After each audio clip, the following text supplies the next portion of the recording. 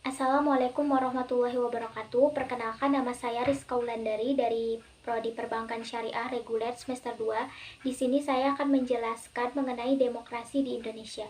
Ciri-ciri demokrasi. Ciri-ciri demokrasi yang pertama dilihat dari segi penyalur kehendak rakyat. Yang pertama, demokrasi secara langsung. Demokrasi secara langsung maksudnya adalah rakyat dapat secara langsung membicarakan atau menentukan suatu urusan politik kenegaraan. Yang kedua yaitu demokrasi tidak langsung atau perwakilan. Maksudnya di sini rakyat menyalurkan aspirasi kepada wakil-wakil yang duduk di dalam lembaga-lembaga perwakilan rakyat atau parlemen. Yang ketiga yaitu demokrasi sistem referendum. Rakyat memilih wakil-wakil dalam parlemen, tetapi dalam melaksanakan tugasnya parlemen dikontrol oleh rakyat dalam sistem referendum. Yang kedua yaitu ciri-ciri demokrasi berdasarkan paham ideologi yang dianut. Yang pertama, demokrasi liberal. Demokrasi liberal adalah demokrasi yang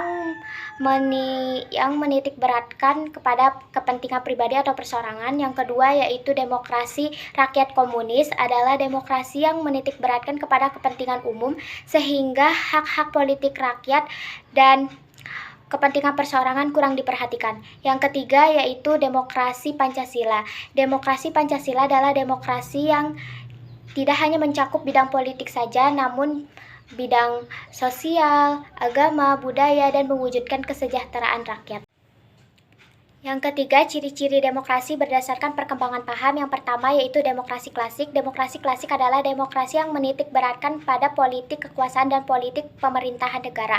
Yang kedua yaitu demokrasi modern, adalah demokrasi yang tidak hanya mencakup bidang politik saja, namun melalui bidang ekonomi, sosial, budaya, dan mewujudkan kesejahteraan rakyat.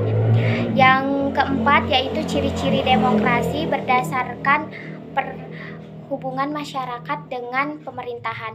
Yang pertama yaitu demokrasi liberal. Demokrasi liberal adalah demokrasi yang pemerintahnya dibatasi oleh undang-undang dan pemilihan umum yang bebas diselenggarakan dengan waktu yang tetap.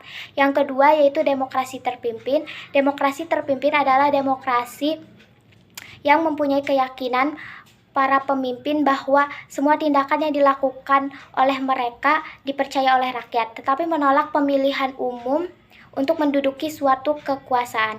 Yang ketiga yaitu demokrasi sosial. Demokrasi sosial adalah demokrasi yang menaruh kepercayaan terhadap keadaan sosial dan paham persamaan. Yang keempat yaitu demokrasi partisipasi.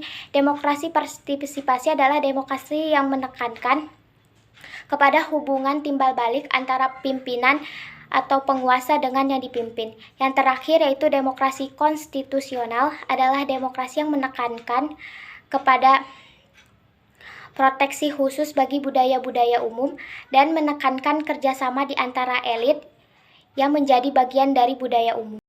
Hakikat demokrasi yang pertama yaitu kebebasan menyampaikan berorganisasi, pendapat, dan kebebasan individu atau pers berkumpul, di mana kebebasan ini mengakibatkan keterbatasan yang diwujudkan dalam rambu-rambu etika dan moral kehidupan. Yang kedua yaitu kesederajatan antara hak dan kewajiban yang sama dan kedudukan yang sama di depan hukum. Yang ketiga yaitu keterbukaan, di mana kepemerintahan dan langkah-langkah dalam pengelolaan suatu keputusan harus diketahui dan disetujui oleh rakyat atau transparan. Yang keempat yaitu norma kehidupan dan etika tinggi harus dijunjung. Prinsip demokrasi yang pertama yaitu kebebasan, yang kedua persamaan, yang ketiga solidaritas, yang keempat toleransi, yang kelima perilaku yang beradab, yang keenam menghormati penalaran, dan yang ketujuh menghormati kejujuran. Manfaat demokrasi yang pertama, kesetaraan sebagai warga negara. Yang kedua yaitu memenuhi kebutuhan-kebutuhan umum. Yang ketiga menjamin hak-hak dasar. Yang keempat pluralisme dan kompromi. Yang kelima yaitu pembaruan kehidupan sosial. Prinsip demokrasi yang pertama, adanya kontrol atau kendali atas keputusan pemerintah. Yang kedua adanya hak memilih dan dipilih. Yang ketiga adanya pemilihan umum yang jujur dan teliti. Yang keempat adanya kebebasan menyatakan pendapat tanpa adanya. Fungsi demokrasi yang pertama yaitu menjamin keikutsertaan rakyat dalam kehidupan bernegara, misalnya dalam pembangunan, pemilu, dan menjadi bagian dari lembaga perwakilan rakyat sebagai penyalur aspirasi. Yang kedua yaitu menjadi jaminan tegaknya Republik Indonesia. Yang ketiga menjadi jaminan tetap tegaknya Negara Kesatuan Republik Indonesia yang menggunakan sistem konstitusional sesuai dengan undang-undang. Yang keempat yaitu menjadi jaminan adanya hubungan yang selaras, seimbang, dan serasi antara lembaga negara. Sekian penjelasan dari saya, kurang lebihnya mohon maaf. Wabillahi taufiq wal hidayah. Wassalamualaikum warahmatullahi wabarakatuh.